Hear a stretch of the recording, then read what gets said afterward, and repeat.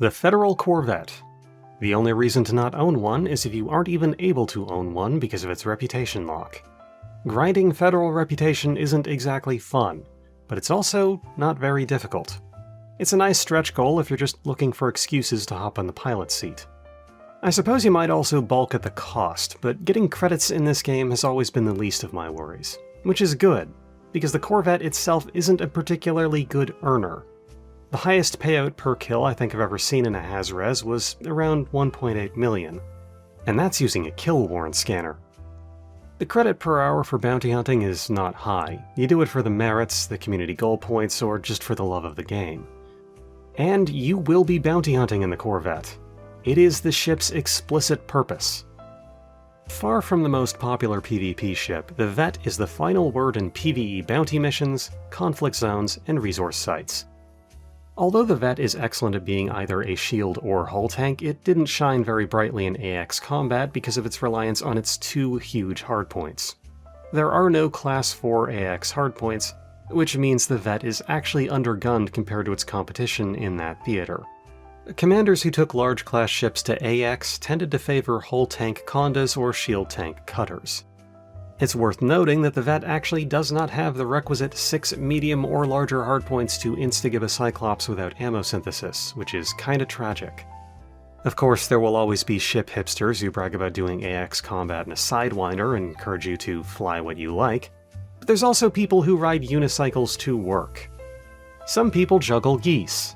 I am here to discuss ships as a function, since I cannot discuss your subjective tastes to you. I love the Corvette, but the concept of taking one to Beagle Point does not spark joy in me, and it never will. But I digress. In terms of viability for non-combat roles, the Vette has a primary weakness, which is terrible jump range. Absolutely stripped to the studs, you can barely get the Vette over 50 light years, but with a pre-engineered FSD and an FSD booster, most Vette builds are going to be in the mid-20s to 30s. Bear in mind that the effective speed of a fleet carrier is 500 light years every 20 minutes, which works out to 25 light years per minute, and it's generally accepted that a single jump in-game takes about 1 minute of time to complete. So when transporting a Corvette that has a jump range of less than 25 light years per jump, a fleet carrier will get you there faster. Also, the Corvette will generally not have an effective jump range of over 200 light years without fuel scooping due to its undersized Class 5 fuel tank. And fleet carriers are very hands-off. Your choice whether you want to do 20 manual jumps or set a route and then go AFK and make tea. So if you want to use a Corvette, you will typically want to keep it parked on a fleet carrier and then jump it directly to your destination, or at least within 20 light years of it. And yeah, fleet carrier jumps do usually cost between 2 and 5 million credits. The Corvette is not a ship for making money. Its numerous internal compartments, 3 of which are Class 7, do make hauling a tempting option. You can get a shielded Corvette to haul over 500 tons. Yes, the Corvette has more raw cargo capacity than the Anaconda, but its laden jump range will be maybe 35 light years. The Type 9 Heavy can haul more cargo with a longer effective range and a similar laden jump range, and it costs half the price. You will, however, spend the whole time in a Type 9 instead of a Corvette, so bear that in mind. The Conda, however, can jump about 400 tons over 40 light years, so the Conda is the better freighter. Strangely, the Corvette isn't the worst option for mining. Its good maneuverability and decent speed for such a large ship make it a more tempting option than the Anaconda, and both ships have a Class 8 power distributor, which allows you to use the most Class 2 mining lasers possible. The limited jump range makes it pretty bad at actually hauling its mined payload out of the system to where it needs to be sold, but as a tool specifically for mining to deposit directly into a fleet carrier, you could do a hell of a lot worse. However, professional deep space tritium miners tended to prefer the cutter for its better cargo capacity, and ultimately, the power distributor doesn't matter too much if you use 7 pre-engineered Class 1 mining lasers.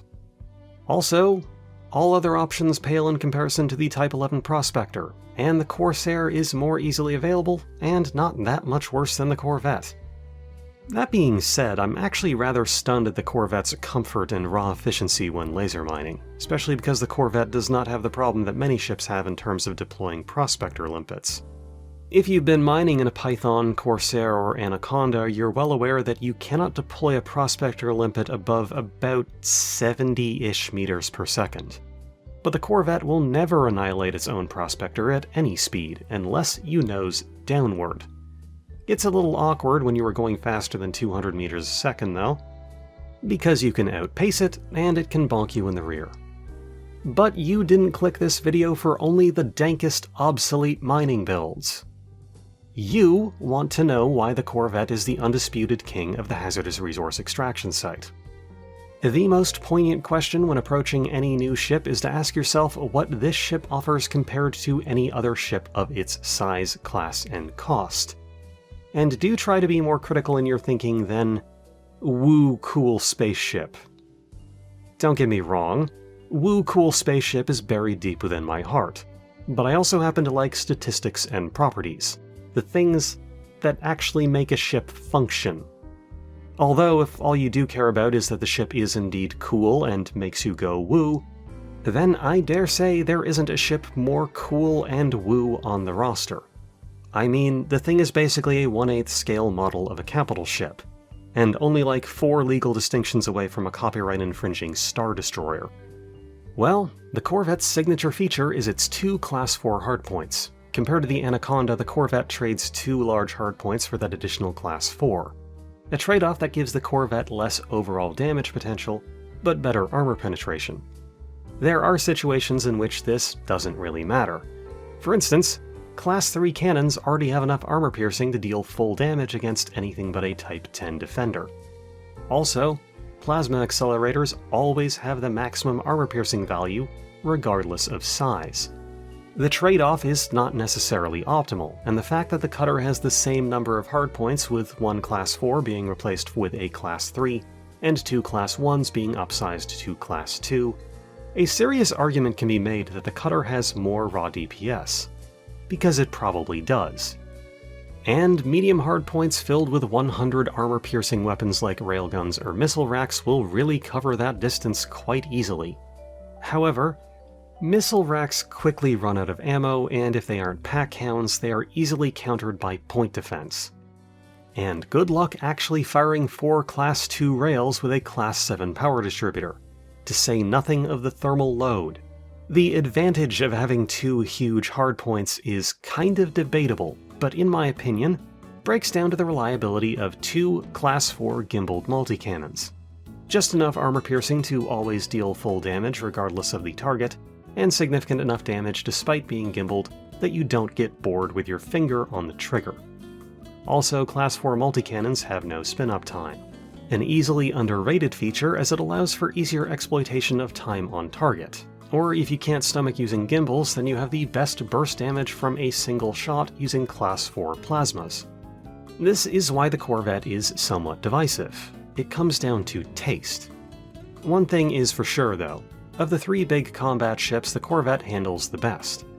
You can make Condas and Cutters flip fairly fast using flight assist off and boosting, but they still don't maneuver quite as well as the Corvette. Better handling means better time on target, which means that while the Corvette is inferior on paper, it's capable of getting a higher percentage of its potential DPS out.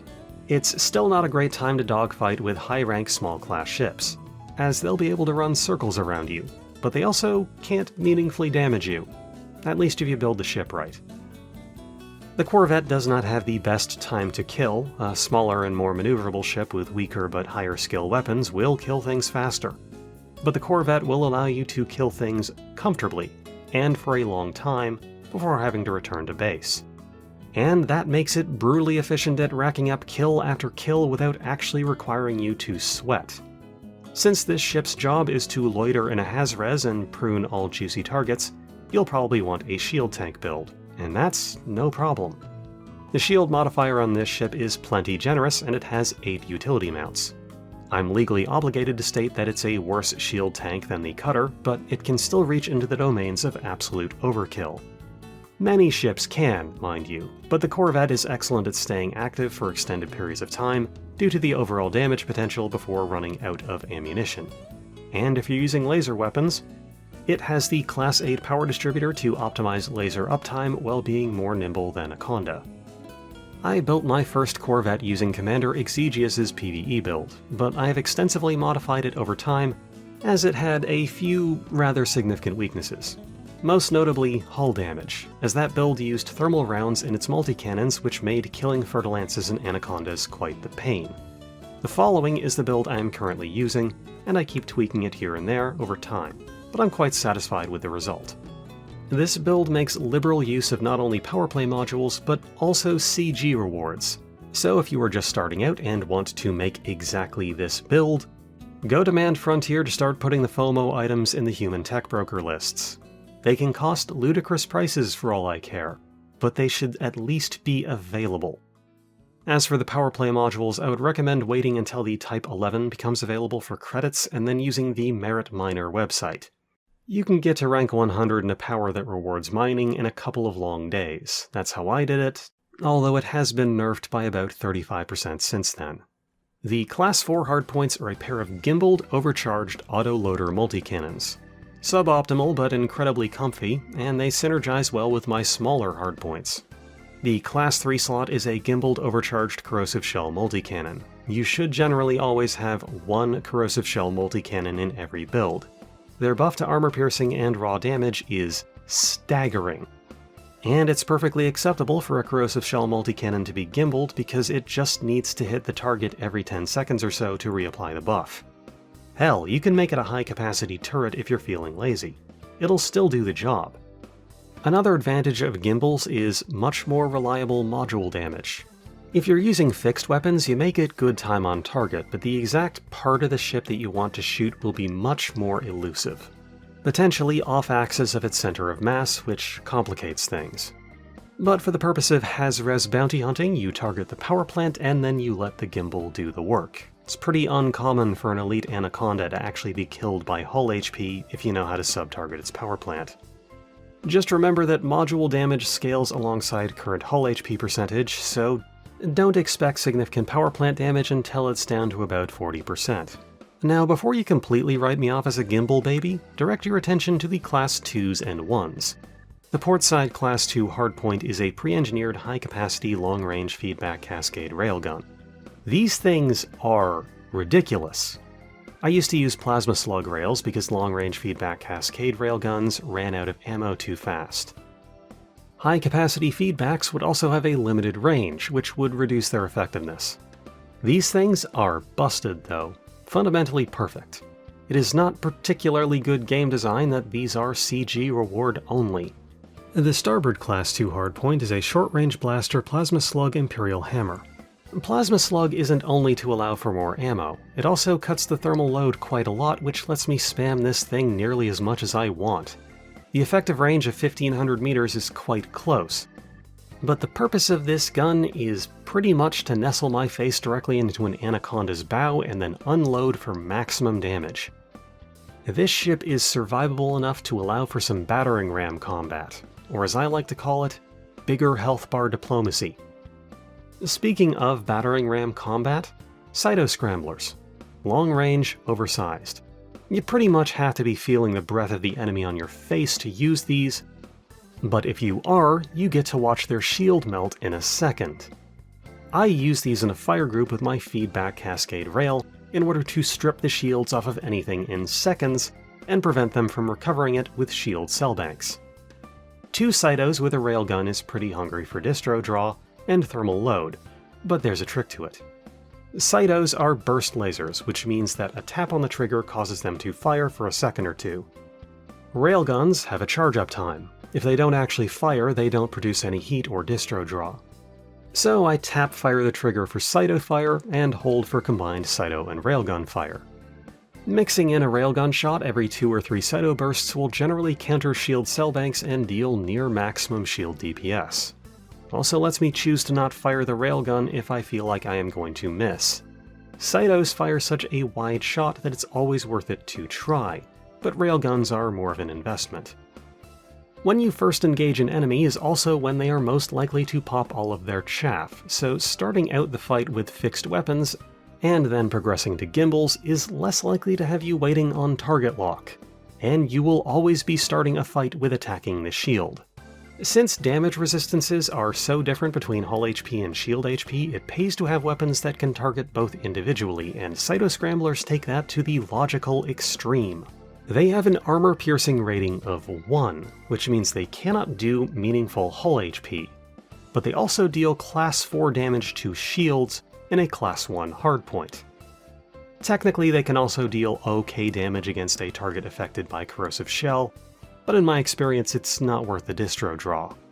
They are also a fixed hardpoint with a lot of jitter. In practice, they are closer to hit-scan fragment cannons, and honestly, if the thought of a hit-scan fragment cannon didn't awaken something in you, I don't know what to say.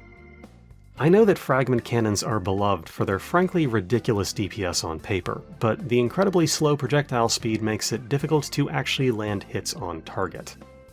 Now, it's important that all 4 of my fixed weapons are hit-scan because all 3 of my projectile weapons are gimbaled. You cannot lead a target to fire fixed projectile weapons while also firing hit-scan fixed weapons. You have to choose one. You can use fixed projectiles with gimbaled hit-scan, but small class hardpoints have much more seductive fixed hit-scan options. By using gimbaled projectiles and fixed hit scans, I can effectively use all of my weapons at the same time, on the same target, while it's moving. And because railguns don't suffer from the poor armor penetration of smaller hardpoints, and the Cyto-Scramblers are specifically for peeling shields, I'm getting pretty much the maximum value out of these slots without compromising my ammo reserves. Generally, upon engagement, I'll fire my Cyto-Scramblers and feedback rail, peppering in some multis for flavor, and then once the shield is down, I swap to just the multis and the Imperial Hammer. I'd love to fire both rails at the same time, but it's a little bit too much distro draw, and also the convergence of both medium hardpoints means that I have to be pretty damn close to a pretty big target for both to actually impact at the same time. Moving on from the hardpoints, and this is probably where everyone tabs away, the utility mounts contain 7 A-rated shield boosters and a pre-engineered long-range fast-scan kill warrant scanner. This scanner is bound to the same fire group as my multi-cannons, so I usually get scans by accident while blasting them down. A trick I'm sure many people learned in AX combat. 4 of these boosters are simple heavy-duty super cap. 2 are resistance-augmented thermoblock, and the last is thermal-resistant thermoblock. Thermal is still my most significant weakness, and filling the scanner slot with a second thermal-resistant thermoblock booster patches that up, but it's really no issue. You don't want to overinvest in damage resistance, since plasma accelerators can deal absolute damage, and there's now a hard cap at 75% resistance. Besides, the shield health on this thing is far from a problem. Onto the core internals, and I just use military-grade composites. It's not common to take hull damage from anything but overheat, so shelling out hundreds of millions for a better resistance spread isn't worth it. A Class 8 A-rated power plant overcharged Grade 5 with thermal spread. You need every watt of that power for a ship this overtuned. The best dirty-tuned drag drives and pre-engineered SCOFSD available, lightweight D-rated life support, and a charge-enhanced Superconduit's 8A distro. No surprises from any of those. But I did spring for an 8A long-range sensor. The best typical emission range possible for any ship, and all it cost me is 320 tons. D-rated long-range sensors would only weigh 128 tons, but would have 3 kilometers less of range. For reference, lightweight A-rated weighs 32 tons, but only has 7.6 kilometers. I hate the concept of a juicy elite anaconda hovering just outside my scanning range, so I loaded myself down. It also theoretically makes it more difficult for a ship popping a heatsink to break my target lock. It's okay, it only costs me 7 meters a second of top speed. Into the optionals, and we have a Class 7 reinforced biweave with fast charge. I could afford the power budget for a prismatic, but as a marathon bounty hunter, we want sustainability. And also, prismatics take a long time to recharge even sitting at the landing pad, and I've always found that annoying. It doesn't matter that much though, because we have 4 fully engineered shield cell banks. My main man Mel Brandon out in Colonia has hooked me up with grade 4 specialized boss cells. This engineering results in the lowest thermal load and highest shield HP restoration for each use of a cell bank. The trade-off is that they are most vulnerable to feedback cascade, but if you use cell banks between fights rather than during them, it is the greatest value for survivability. It's also pretty uncommon for pirates to actually have feedback cascade rails, although it does happen. The common advice you will hear is to always use rapid charge, but that's really only for PvP, where someone is most definitely attempting to counter your bank. In practice, all 4 of these cells are unnecessary, and we only have the power budget to run 2 at a time. I've never chewed through both of these Class 7s before returning to base for resupply. Lower down we have an FSD booster and 32-ton fuel tank. I don't normally jump this ship, but these will make it not a complete pain to do so, and the extra fuel tank allows me to fire my plasma slug railgun with reckless abandon. The military slots hold 2 Class 5 hull reinforcements, and then we have a pair of module reinforcement packages, just for security, and then a docking and supercruise assist. It's worth noting that module reinforcement doesn't help against heat damage, so if your shields never pop, module reinforcement is pretty pointless. Maybe somebody comes at you with phasing rounds, you might want to have 2 or 3 of these to get that percentage of absorption up, but it's stupid unnecessary. They're also specifically less effective at preventing damage to hardpoints. Those generous Class 5 slots are the perfect place for an SLF hangar if you happen to have a friend to bring with you or don't mind paying 9 to 20% of your earnings from all activities to an NPC pilot. But I wouldn't advise flying the SLF yourself when it leaves your ship floating like a brick. If you happen to like this paint job, tough luck. Top 25% CG reward. Was actually top 10 on that one. Was researching for a guide on bounty hunting that I just never ended up making. In all, the Corvette may have a cult-like following of die-hard devotees, of which I am most definitely a part, but viewed as a whole, it's surprisingly balanced. Every advantage of the Corvette is counterbalanced compared to the others. It has bigger guns but less total DPS, better handling but less top speed, more cargo space than the Anaconda, and more optional internal slots than the Cutter, but dramatically worse jump range than either. I love the Corvette, but there is a worrying trend right now with power creep, to say nothing of the ethics of charging for early access ships and the fact that large class ships cost more real-world money for some reason. Once these new ships are available for credits, they just tend to be better. And they have started releasing SEO-optimized large-class ships. I fear the Corvette's days are numbered. They will probably release a large-class bounty hunter ship, probably with a Class 4 hardpoint that fits a weapon that no other ship can, or maybe it will have an integrated kill warrant scanner that doesn't take up a shield booster slot, or a sensor array that isn't fooled by chaff. You know, the kind of thing that would make it useless in PvP, but would make it the only real choice in PvE. What I'm saying is, I really hope this video doesn't become a eulogy.